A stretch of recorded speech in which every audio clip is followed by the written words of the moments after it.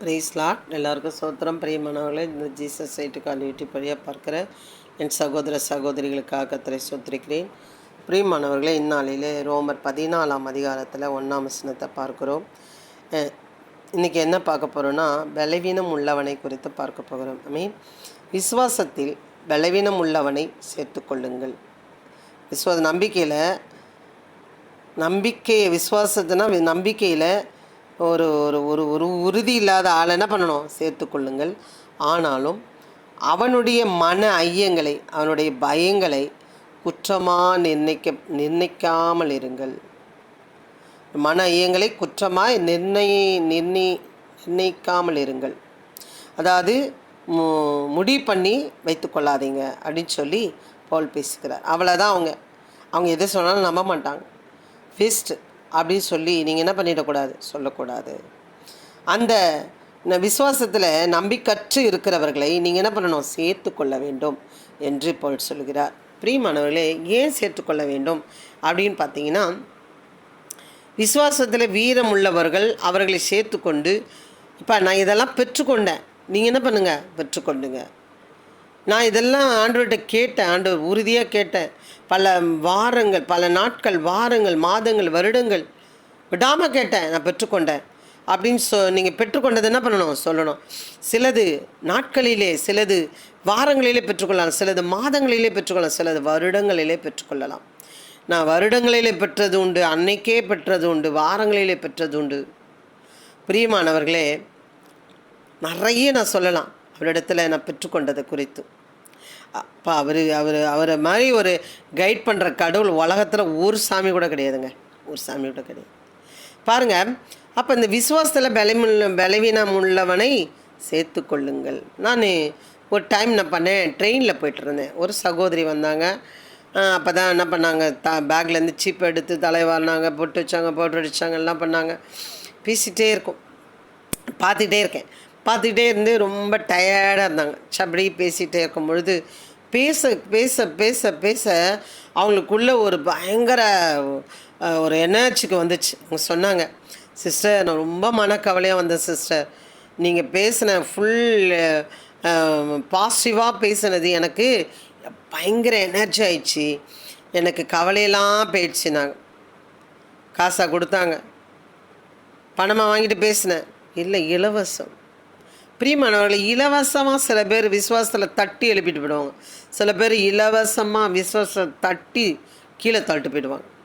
பிரியமானவர்களே, ரொம்ப கவனமாக இருக்கணும். நீங்கள் நெகட்டிவாக பேசுகிறவங்களோட சேரவே சேராதீங்க. நான் சொல்கிறேன், ஊழியக்காரி யாராக இருந்தால் இருக்கட்டும், நெகட்டிவாக பேசுகிறவங்கக்கிட்ட நீங்கள் சேர்ந்தீங்கன்னா அந்த நெகட்டிவ் உங்களை டச் பண்ணும். அப்படியேப்பட்ட அவங்கள தட்டி எழுப்ப முடியுமா? அவங்கள எழுப்பிடுங்க. அப்படி இல்லைன்னா அவங்கள சேரவே சேராதீங்க. ஏன்னா உங்களோட விசுவாசத்தை தூக்கி அவங்க பேக்கெட்டில் போட்டு போயிடுவாங்க. ரொம்ப கவனமாக இருக்கணும்.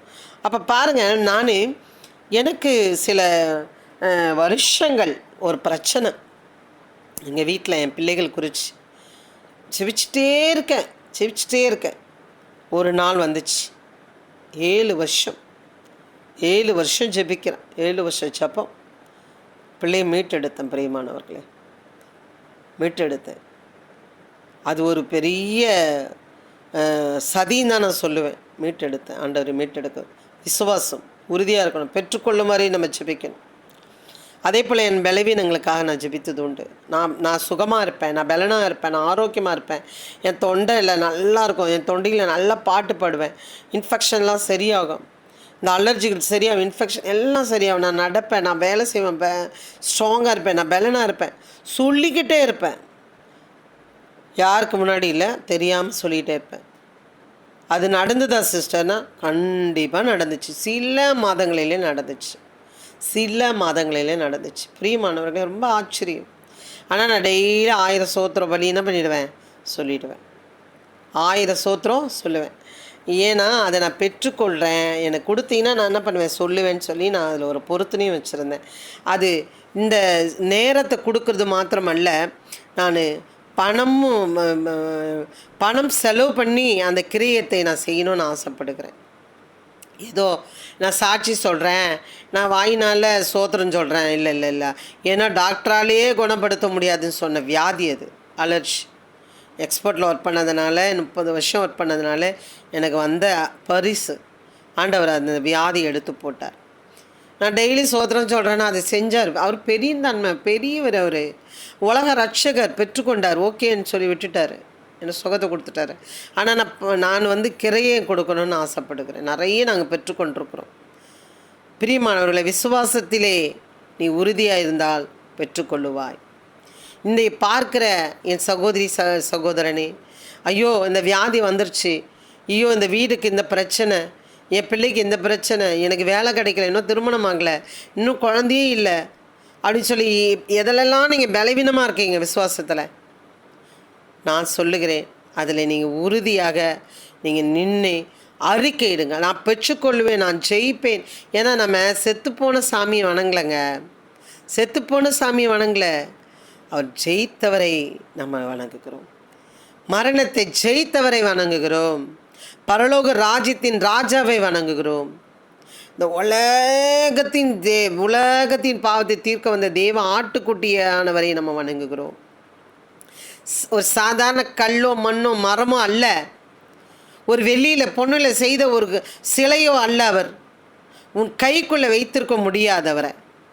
ஏன்னா வானம் அவருக்கு சிங்காசனம், பூமி அவருக்கு பாதபடி. பிரியமானவர்களே, நீங்கள் என்ன பேசினாலும் கேட்டு உடனே தண்டிப்பார். நான் தண்டனை வாங்கியிருக்கேன். கவனம். நிறைய பேர் ரொம்ப ஈஸியாக கலகம் பண்ணுறாங்க. ரொம்ப ஒரு மாதிரி ரொம்ப அசிங்கமாக இருக்குது. அதை மாதிரி நிறைய பேர் பண்ணுறாங்க. நீங்கள் தயவு செய்து நான் சொல்கிறேன், ஆண்டவருக்கு பிரியமாக இருங்க. கண்டிப்பாக நீங்கள் கேட்குற அத்தனையும் அவர் கொடுப்பார். நீங்கள் விசுவாசத்தின் வார்த்தைகளை சொல்லுங்கள். நான் ஜெயிப்பேன், நான் பெற்றுக்கொள்ளுவேன், நான் வேலையை பெற்றுக்கொள்வேன், நான் குழந்தையை பெற்றுக்கொள்வேன், நான் நல்ல திருமணம் நடக்கும், எனக்கு நல்ல வாழ்க்கை கிடைக்கும், நல்ல கணவர் கிடைப்பார், நல்ல மனைவி கிடைப்பார், நல்ல மருமகள் கிடைப்பா அப்படின்னு சொல்லி நீங்கள் அறிக்கையிடுங்க. நான் வீடு வாசலை வாங்குவேன், நல்ல ஆடு மாடுகளை நான் வாங்குவேன், நான் நிறைய பேருக்கு உதவி செய்கிறவனாக மாறுவேன், நான் பெரிய ஊழியத்தில் ஒரு பெரிய தீர்க்கதரிசியாக மாறுவேன்னு சொல்லி நீங்கள் செபிக்கும் பொழுது கண்டிப்பாக கர்த்தர் அதை கேட்டு செய்ய வல்லவராக இருக்கிறார். விசுவாசத்திலே பலனாக இருக்கணும். பலவீனமானவர்களை சேர்த்து கொண்டு அவர்களை தட்டி எழுப்புகிறவர்களாக இருக்க வேண்டும். மாறாக அவர்களோட பயத்தை குற்றவாளியாக நீங்கள் முடிவு பண்ணாதீர்கள்.